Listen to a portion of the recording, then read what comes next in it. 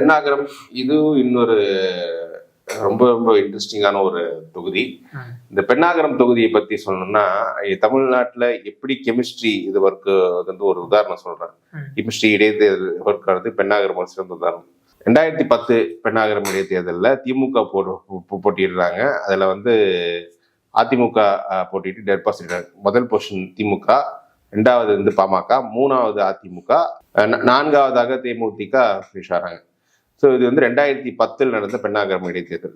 ஒரு வருஷம் கழிஞ்சு நடந்த சட்டமன்ற தேர்தலில் வந்து இந்த மூணாவது நாலாவது இருக்க அதிமுகவும் தேமுதிக கூட்டணியில் இருக்காங்க. ஒன்னாவது ரெண்டாவது இருக்க திமுகவும் பாமகவும் கூட்டணியில் இருக்காங்க. ஆனா அந்த ரிசல்ட் எப்படின்னு பாத்தீங்கன்னா, அந்த அதிமுக அணியில் இருக்க சிபிஐ கேண்டிடேட் வந்து அவர் வெற்றி பெறாரு. திமுகவை சேர்ந்த அப்போ 10 இடைத்தேர்தல் வெற்றி பெற்று இன்பசேகர் தோக்குறாரு. ஸோ அந்த அளவுக்கு ஒரு நம்ம கெமிஸ்ட்ரி இதை கேட்கறதே எப்படி இருக்கு, ஒரு கட்சி ஒன்னா இருக்கு, ரெண்டாவது முடிச்ச கட்சி கூட்டணி இருக்கு. அப்ப இயல்பாக ஃபர்ஸ்ட் வந்த பார்ட்டியை ஜெயிக்கணும். ஆனா மூணாவது நாலாவது கூட்டணி வந்த கட்சி கூட்டணி சேர்ந்து ஃபர்ஸ்ட் 2 பிளேஸ்ல முடிச்ச கட்சிகளை தோக்கடிக்குதுன்னா அப்ப கெமிஸ்ட்ரி இங்கதான் பெருசு. அல்டிமேட்டிக்கா கெமிஸ்ட்ரி இங்க விபரீதமா வேலை செய்யுது. அந்த மாதிரி ஒரு தொகுதி. இதுல வந்து 2016 அன்புமணி இந்த தொகுதி தான் தேர்ந்தெடுத்தார் போட்டியிடுவதற்கு. ஆனாலும் அப்போ வந்து அன்புமணி பார்லிமெண்ட்ல எம்பியா இருக்காரு. அப்ப 2014 எம்பிக்கு ஜெயிச்ச அன்புமணி சட்டமன்ற தேர்தலில் தோக்குறாரு. 11 தோத்த திமுக வேட்பாளர் தோக்குறாரு.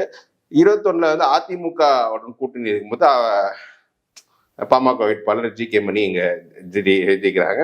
அப்போ மும்முனை போட்டியில வெற்றி பெற்ற திமுக இருமுனை போட்டியில் தோக்குது.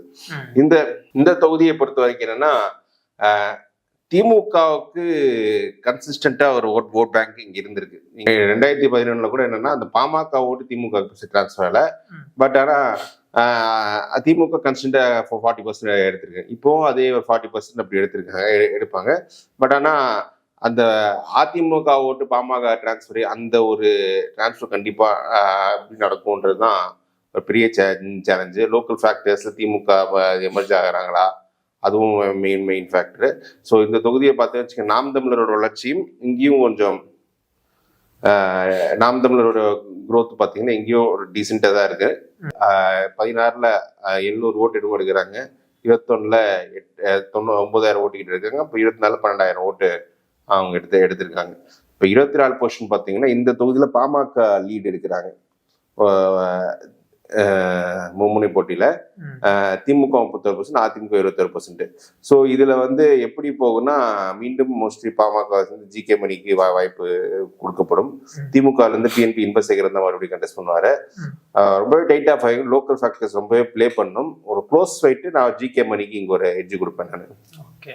ஆக இது வந்து 50-50 தான் நம்மளால பார்க்க முடியும். இருந்தாலும் ஜி கே மணி கட்டமைப்போட இருக்கிறதால வெற்றி பெறதுக்கு வாய்ப்பு இருக்கிறதா? ஆமா, அவருக்கு அந்த அரித்மெட்டிக் இங்க ஸ்ட்ராங்கா இருக்குல்ல.